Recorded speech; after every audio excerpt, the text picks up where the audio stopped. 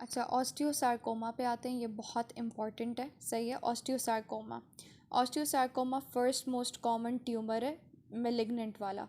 मतलब सबसे पहले अगर malignant proliferation of the osteoblast है, और most common malignant tumour of the bone is osteosarcoma.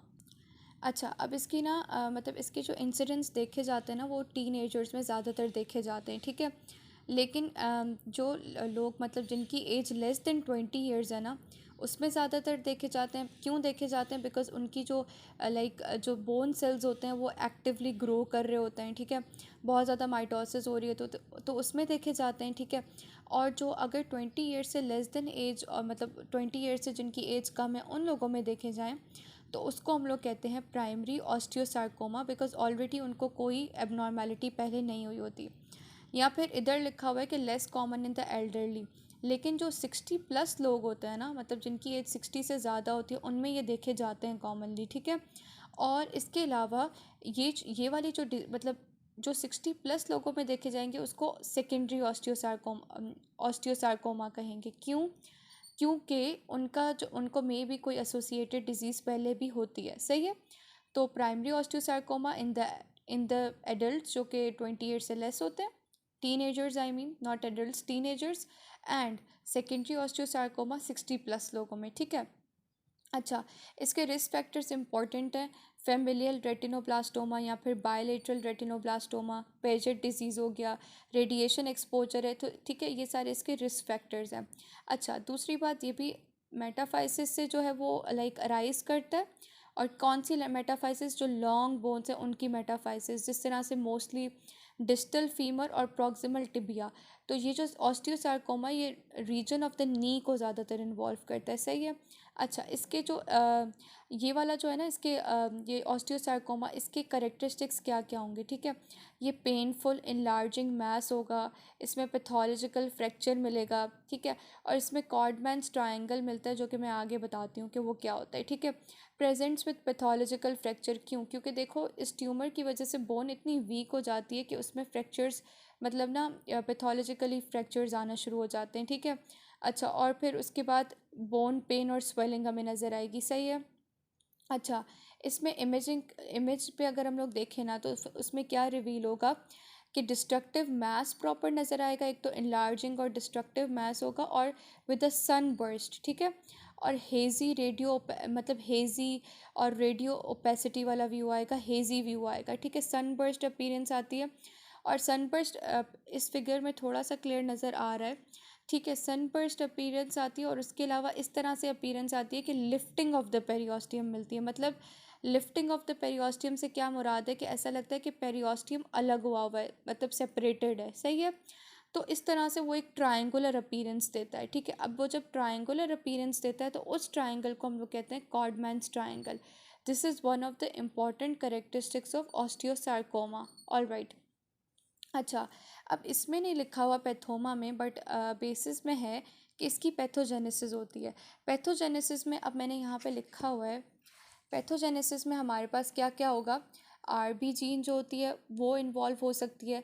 RB gene जो होती है वो रेटिनोब्लास्टोमा जीन होती है। ठीक है। ये क्या करती है कि ये चेक करती है balance of the cell cycle का बैलेंस चेक करेगी। ठीक है। अच्छा, किस तरह से कि जैसे फॉर एग्जांपल जी देखें, पहले क्या होता है, जी फेज़ होता है, फिर जी 1 फेज़ होता है, एस फेज़ होता है, फिर जी 2 फेज़ होता है, इस तरह से फिर माइटोटिक फेज़ में जाती है ना सेल। ठीक है। तो क्या होता है कि सेल, मतलब सेल को रेडी करती है आरबी जीन कि ये डिवीजन के लिए, हमारी सेल डिवीजन के लिए ये सेल रेडी है या नहीं है। ठीक है। इसमें कोई मसला आ जाता है तब हो सकता है। दूसरा है TP53 जीन, जो कि एक ट्यूमर सप्रेसर जीन है।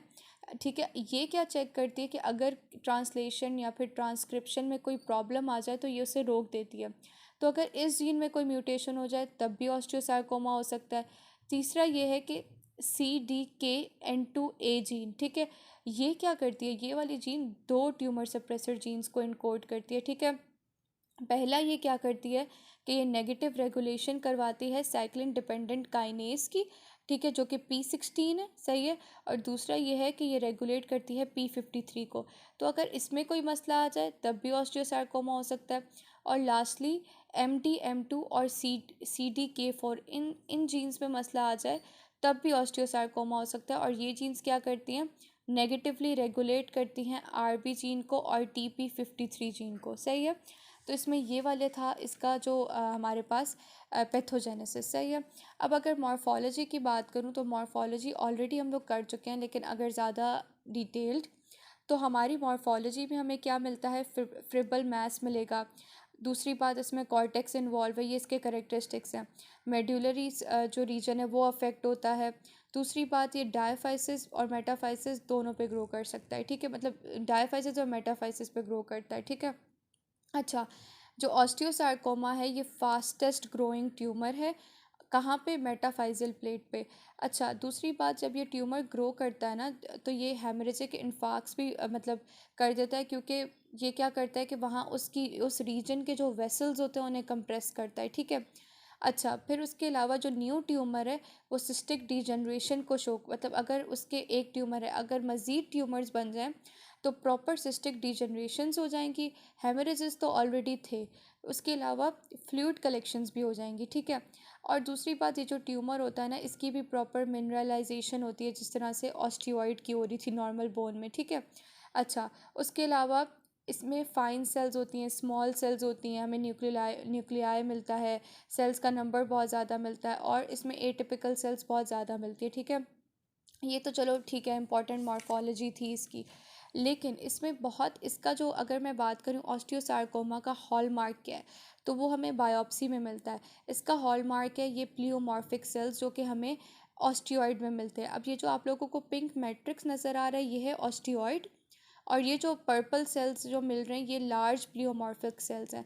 तो अगर आपसे पूछा जाए what is the hallmark of osteosarcoma, तो आप लोग बोलोगे लार्ज प्लियोमॉर्फिक सेल्स। ठीक है। अच्छा, इसके कुछ हिस्टोलॉजिकल फीचर्स हैं जो इम्पोर्टेंट है। अब हिस्टोलॉजिकल फीचर्स में पहला है ऑस्टियोब्लास्टिक, दूसरा है कॉन्ड्रोब्लास्टिक ये होता है, तीसरा है फिब्रोब्लास्टिक, चौथा है टेलेंजिएटेटिक, और पांचवा है स्मॉल सेल्स, और छठा है इसमें जाइंट सेल्स। तो this is a combination of all these cells. ठीक है। ये इसके हिस्टोलॉजिकल सब टाइप्स थे जो मैंने अभी बताए, यहाँ पे देख सकते हैं।